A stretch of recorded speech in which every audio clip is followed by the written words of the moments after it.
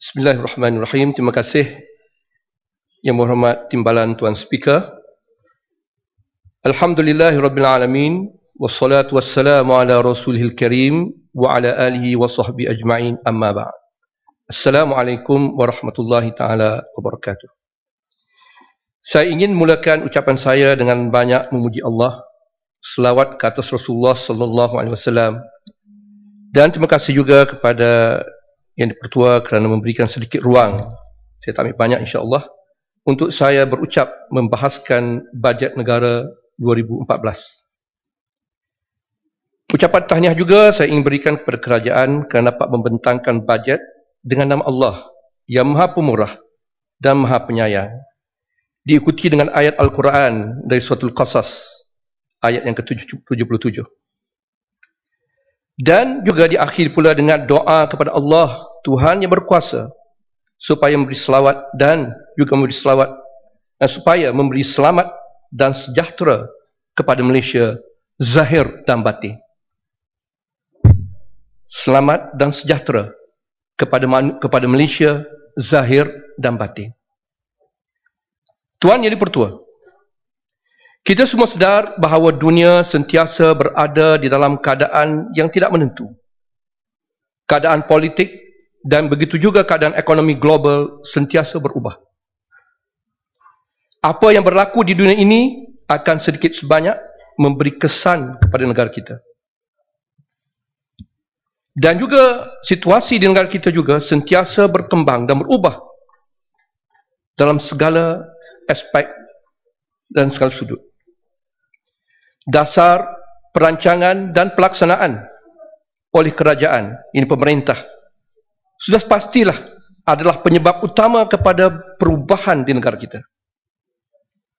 Jika usaha ini disahut oleh rakyat yang beriman, berwawasan dunia dan akhirat, bersatu padu, bekerjasama, berjuang untuk kesejahteraan tanah air yang tercinta, insya-Allah Malaysia boleh menjadi negara baldatun thayyibatun wa rabbun ghafur.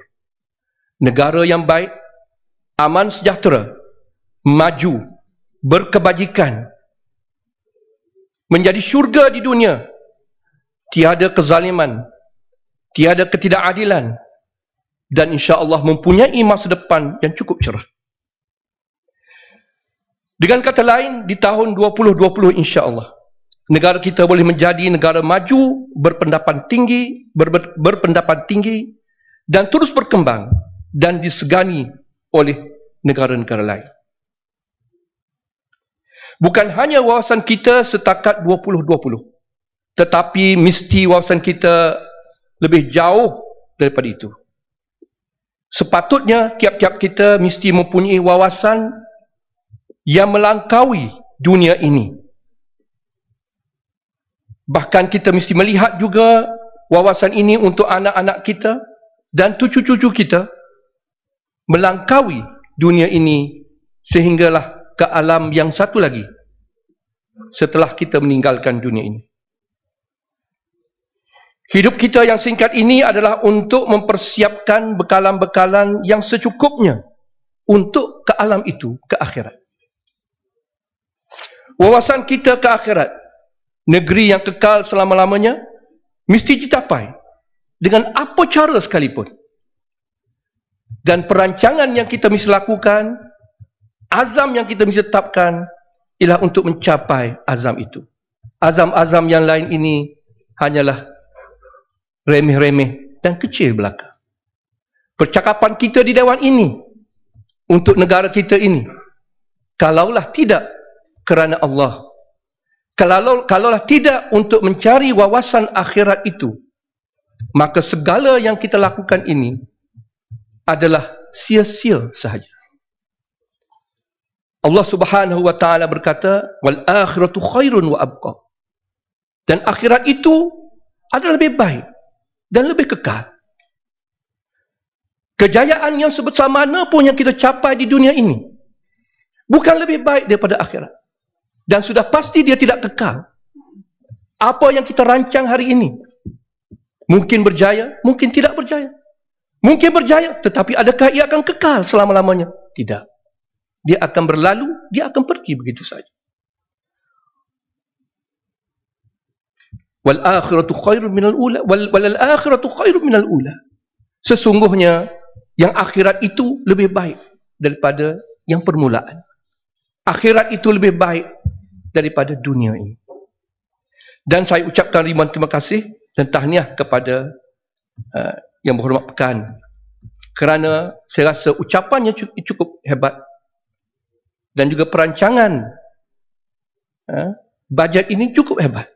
Walau bagaimanapun kita di pihak pembangkang, sebagaimana biasa, kita sudah pasti akan melihat di dalam pandangan-pandangan yang lain, idea-idea yang lain.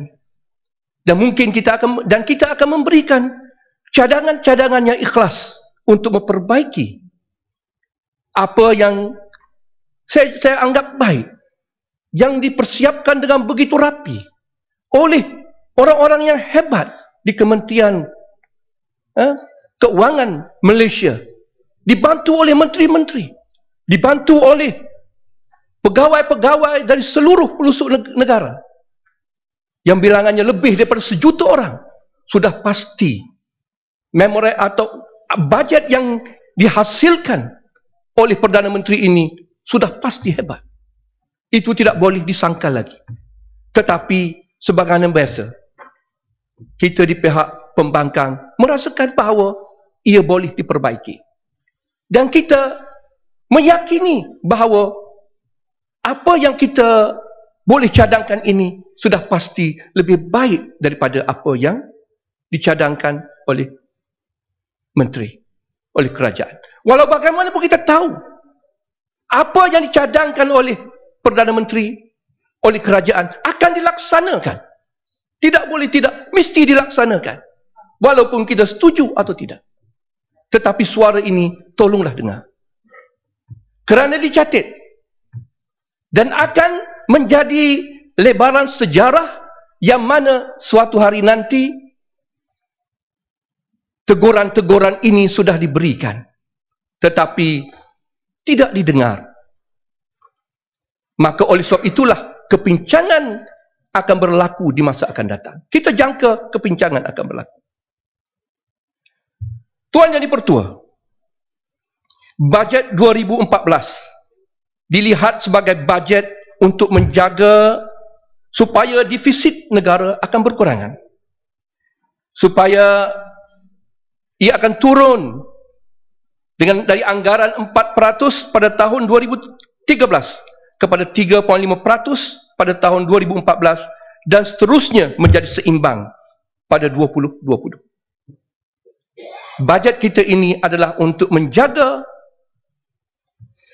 fiskal atau defisit negara supaya tidak terus berada dalam keadaan berkurangan. Dan secara peringkat demi peringkat, insya-Allah dalam beberapa tahun lagi, insya-Allah dia akan menjadi seimbang. Kita harap dan kita berdoa, insya-Allah. Bukan dalam tahun 2020, tetapi kita harap insya-Allah keseimbangan itu akan dicapai lebih awal daripada itu. Jika diperhatikan kepada bajet ini, kita dapat melihat bahawa perbelanjaan mengurus terus meningkat, manakala perbelanjaan pembangunan terus dikurangkan. Dan ini tidak baik untuk negara yang sedang membangun. Bagi negara yang sudah maju, itu biasa. Tetapi bagi negara yang sedang membangun, yang ingin mencapai matlamat 2020, maka ini tidaklah petanda yang baik. Kita mesti berusaha supaya mengurangkan perbelanjaan mengurus dan memperbanyakkan perbelanjaan pembangunan supaya insya-Allah pembangunan negara kita akan lebih mantap lagi. Kita lihat juga negara kita sedang melakukan rasionalisasi subsidi, dilaksanakan dan mengurangkan subsidi secara berperingkat-peringkat. Ada yang mengatakan secara mendadak, ada setengah tu secara mendadak, bukan secara berperingkat-peringkat. Gula secara mendadak. Minyak secara mendadak, kita tak tahu. Kalau dia berperingkat-peringkat, maka beritahulah 3 bulan lagi kita akan turunkan atau barulah berperingkat-peringkat. Dan kita jangka minyak, insya-Allah. Kalaulah polisi ini akan dilaksanakan, maka oil and gas kita juga, subsidi oil and gas kita juga akan dikurangkan dan harga minyak akan naik. Dan kita tahu kesan daripada subsidi ini ditarik, harga minyak akan naik, maka harga barang-barang lain juga akan naik. Dengan kata lainnya, inflasi akan berlaku. Kenaikan harga barang ini akan menyebabkan inflasi. Itu adalah mudah. Tidak perlu kita perlu kepada pengajian yang tinggi atau degree yang tinggi untuk memahami bahawa dengan kenaikan harga minyak, maka harga barang-barang lain akan naik. Maka dengan itu, inflasi juga akan berlaku. Dan apabila inflasi berlaku, yang akan merasai perit daripada inflasi ini ialah golongan-golongan yang miskin. Dan juga mungkin golongan yang sederhana. Golongan orang yang kaya seperti kita semua ini, mungkin kita tidak merasakan. Tetapi apabila kita balik ke kampung dan melihat keluarga kita, sahabat kita, jiran kita yang miskin, yang pendapatan mereka rata-rata kurang daripada RM3,000 sebulan. Atau di kampung kurang daripada RM1,000 sebulan. Isi rumah, income isi rumah kurang daripada RM1,000 sebulan. Mereka akan merasai keperitan kenaikan harga barang ini. Kenaikan harga barang ini juga tidak dapat disekat apabila GST itu sendiri dilaksanakan. Ini dipersetujui oleh semua. Tiada siapa yang menyangkalnya. Dan orang yang paling akan merasai kenaikan harga barang ini daripada subsidi ditarik dan juga GST ini, yang paling teruk merasai kesusahan mereka ialah sebenarnya golongan pertengahan. Golongan anak-anak kita yang baru keluar daripada universiti, gajinya baru RM3,000, RM4,000.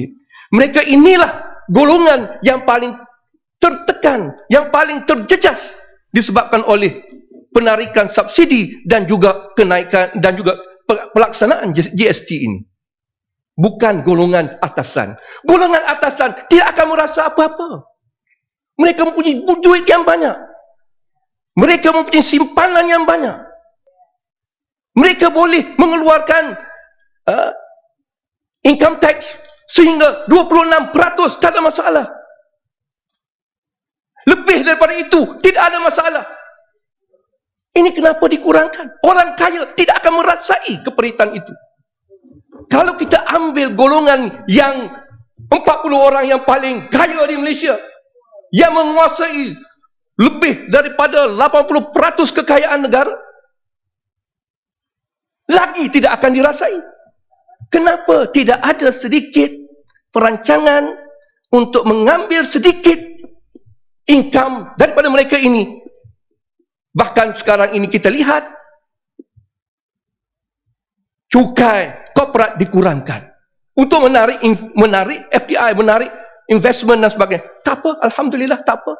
Tetapi mesti ada suatu mekanisme untuk kita mendapatkan sedikit atau banyak lagi daripada orang-orang yang kaya, yang harta mereka itu berbilion-bilion. Bagaimana untuk mendapatkan hasil daripada mereka ini? Tidak ada dalam bajet kita ini. Saya ingin bertanya kepada kementerian, di mana dan bagaimana? Adakah cara untuk kita dapatkan sedikit sebanyak hasil daripada orang yang terkaya, 20 orang atau 40 orang yang terkaya di Malaysia ini, untuk kita agih-agihkan untuk pembangunan dan untuk kita membantu golongan-golongan yang memerlukan bantuan. Saya memberitahu tadi bahawa golongan yang paling terkesan dengan GST dan subsidi yang ditarik ini ialah golongan pertengahan. Kenapa? Kerana golongan yang miskin tidak ada masalah. Mereka sudah mempunyai BRIM.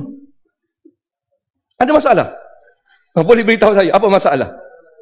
Tak apa, membantu saya. Saya tak nampak lagi masalah. Terima kasih, Shah Alam. Kenyataan bahawa golongan miskin tu tak ada masalah tu saya rasa tak berapa tepat, ya, kerana hasil daripada GST dan pengurangan subsidi itu, maka kos kehidupan akan naik keseluruhan, ya. Maka walaupun dia orang dapat BRIM, tetapi BRIM itu tidak mungkin mampu untuk menampung kos-kos tambahan yang bukan sekadar, kadang-kadang kalau kita dengar ahli parlimen Barisan Nasional ni, dia ada tunnel vision. Dia kata beli gula, alah beli gula 4 kilo sebulan, berapa sangatlah bezanya kan. Tetapi dia tak nampak impak keseluruhan, ya, maka kos kehidupan keseluruhannya akan terjejas. Apabila tarik balik subsidi itu, apabila kos minyak tu naik dan sebagainya, kos-kos barang lain semua akan naik. Maka dengan adanya BRIM sekalipun, ianya tidak mungkin akan mampu untuk menutup keseluruhan kenaikan kos yang akan terhasil melalui ini, ya. Maka tetap bermasalah, ya, bagi pandangan saya. Wallahualam. Bantu 2 minit diambil, Ahmad.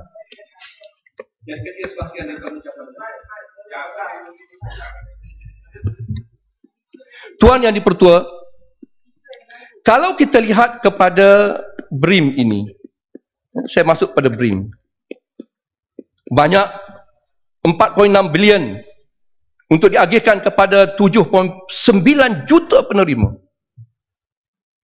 dengan pecahan-pecahannya. Tidak ada masalah. Bagi saya, ia adalah sesuatu yang bijak, sesuatu yang membantu, dan kita menyokong. Saya lah menyokong, tak tahu orang lain, saya menyokong.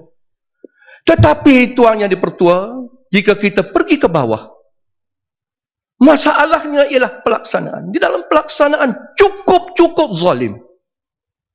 Cukup zalim. Di tempat saya ramai orang yang layak, sudah dilayakkan oleh LHDH, Lembaga Hasil Dalam Negeri, dipotong namanya oleh manusia-manusia yang tidak bertanggungjawab. Siapa yang beri kuasa kepada mereka ini? Manusia yang zalim ini menyekat BRIM yang kita ingin bagikan pada golongan yang miskin, tidak diberikan kepada mereka. Orang yang tidak patut mendapat BRIM kerana keluarga, kerana sama bulu, sama pahaman, maka mereka ini mendapat BRIM. Terbalik, pelaksanaannya di bawah itu cukup tidak adil. Dan inilah yang merosakkan program yang cukup baik, yang sepatutnya membawa kesejahteraan kepada rakyat yang termiskin, yang memerlukan bantuan ini, tidak tercapai.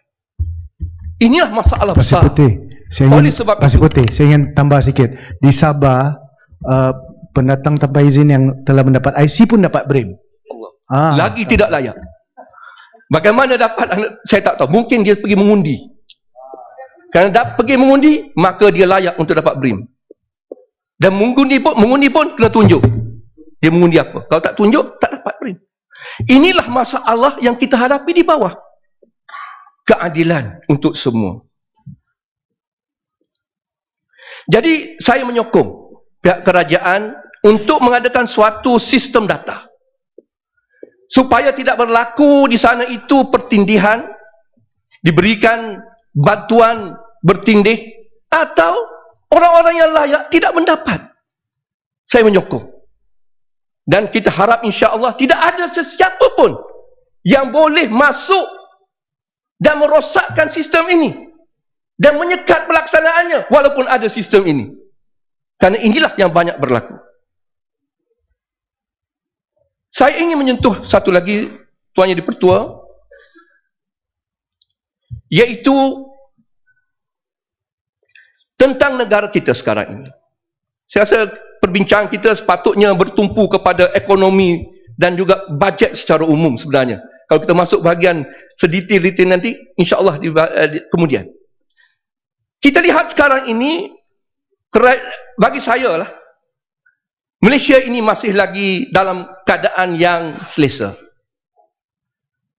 Tetapi kena ingat, keadaan di luar tidak menentu, dan juga keadaan di dalam negara tidak menentu. Dan perubahan-perubahan yang berlaku ini mungkin boleh menyebabkan ekonomi kita mungkin tahun depan menggeruduk. Dan tanda-tanda untuk menjadi demikian ini ada. Ahli-ahli ekonomi yang mengkaji keadaan dunia dan keadaan yang berlaku dalam negara kita melihat bahawa kemungkinan-kemungkinan ini mungkin berlaku.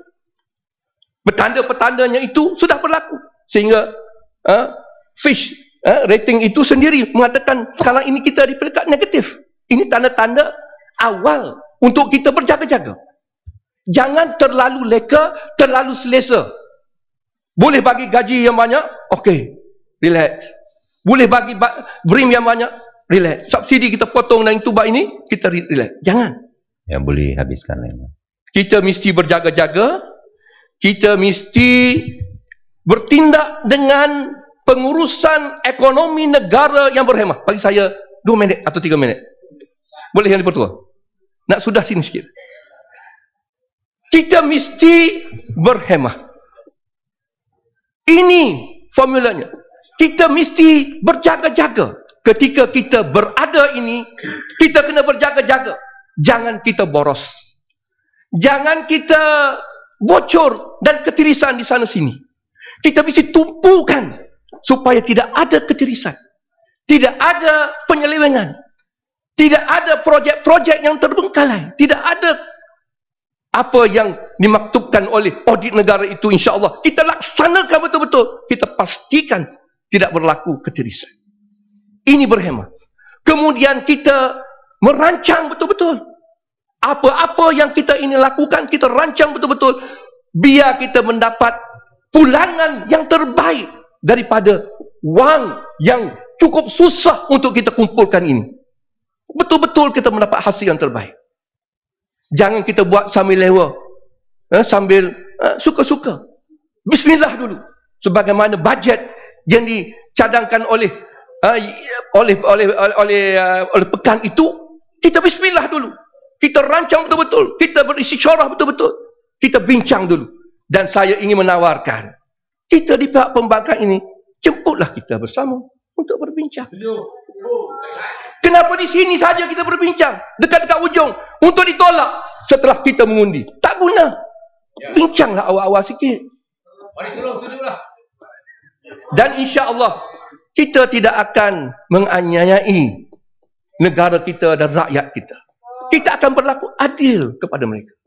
Kita ingin menginginkan yang terbaik kepada masa depan diri kita, anak-anak kita dan negara kita. Dan apa yang kita inginkan ini ialah keinginan bersama. Tiada di kalangan kita ingin merosakkan negara kita atau masa depan negara kita. Jadi wala tubazzir. Jangan membazir. Saya tengok banyak pembaziran. Saya pernah bekerja kerajaan. Saya tengok banyak. Sekarang ini saya perhatikan banyak, terlalu banyak pembaziran. Innal mubazzirina kanu ikhwana syayatin. Orang-orang yang membazir ini ialah saudara pada syaitan. Syaitan. Syaitan. Orang membazir ialah syaitan. Kalaulah kerajaan kita ini menjadi orang yang membazir, maka mereka adalah syaitan. Dan banyak disebutkan tentang pembaziran. Saya tidak mahu. Saya ingin menegur supaya kita berhati-hati. Saya ingin membawa contoh tuan guru kita. Tidak ada pembaziran. Apabila dia keluar daripada biliknya, dia mesti tutup lampu itu. Dia tak suruh orang lain tutup. Dia sendiri tutup switch lampu itu. Saya perhatikan tiap-tiap kali dia keluar, mesti tutup. Kita ini biarkan begitu saja. Contoh yang ditunjukkan oleh Tok Guru, pemimpin yang cukup hebat. Kita inginkan insya-Allah pekan akan jadi macam tu insya-Allah. Saya doakan demikian. Bil elektrik itu tak sampai. Saya tak tahu, tak sampai 1,000 saya rasa. Tempat penginapan menteri besar tidak sampai 1,000 sebulan. RM2,200. Saya tak pasti, minta maaf, saya tak pasti. Tapi 1,000 syah tak sampai. Kan tak tahulah rumah dia. Mungkin dia ada rumah lain kot. Rumah lain mungkin tak sampai 1,000. Tetapi kalau kediaman rasmi itu Memang lebih daripada berjuta-juta setahun. Saya tak tahu. Tapi jagalah, tolonglah jaga. Dan contoh yang paling baik mesti tunjukkan oleh pekan, bukan orang lain. Ya, jadi seperti itu. Dan akhir sekali, satu ayat untuk menutup ucapan saya yang tak seberapa ini. Ya ayyuhalladzina amanu lima taquluna ma la taf'alun kabura maqtan 'indallahi an taqulu ma la taf'alun. Inilah ayat yang mesti diingat sentiasa oleh pemerintah. Kerana kita banyak bercakap. Minta maaflah. Kita pandai bercakap. Tetapi untuk laksanakan, saya tak tahu. Termasuklah diri saya sendiri. Ini ada ayat untuk saya. Dan saya bacakan ini untuk sama-sama kita menghayatinya. Dan saya minta insya-Allah pihak kerajaan, pihak pegawai kerajaan, semua polisnya, askarnya, pegawai-pegawainya, yang tertingginya, yang terpaling rendahnya, tolonglah ingat. Apa yang kita janjikan, maka kita mesti laksanakan. Bajet ini adalah janji. Bajet ini adalah janji. Dan janji ini mesti dipati sebagaimana menjadi tema kepada bajet kita. Maka kotakan, Allah akan persoalkan. Ingat, setiap yang kita berjanji akan dipersoalkan. Dan balasannya bukan di sini saja, di akhirat nanti. Lebih teruk lagi. Di dunia ini akan ada balasan. Rakyat mungkin tidak akan sokong orang yang mungkir janji. Di akhirat nanti, nerakalah tempatnya. Sekian, terima kasih yang dipertua. Aqul qouli hadza astaghfirullah li wa lakum. Assalamualaikum warahmatullahi taala wabarakatuh.